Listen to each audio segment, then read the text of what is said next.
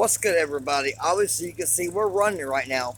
I just want to describe the issues I've been having on my 2012 Chevy Malibu. It For the past 3 weeks, it had the issue where it would crank, but won't start.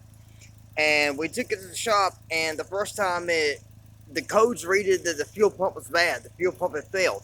So we replaced the fuel pump, drove for about 4 days, and then it started, and it did the same thing again, where it would crank and would not start. Okay, so they took it. We got another towed it to Berger Auto, and they took it to the shop, and it immediately started right after they got it in the shop. They had it there for a day. It started. Never failed. Never failed to, you know, crank but no start.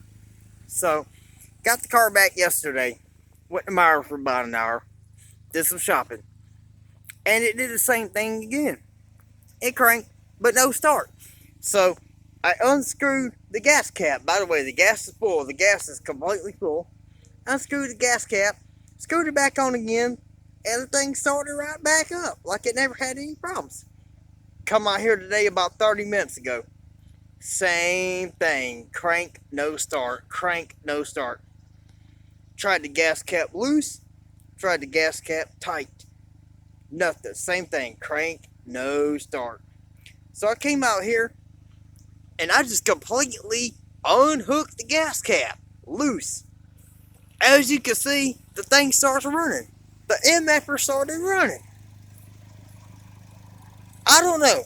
Guys, I don't know. What is exactly wrong with my 2012 Chevrolet Malibu?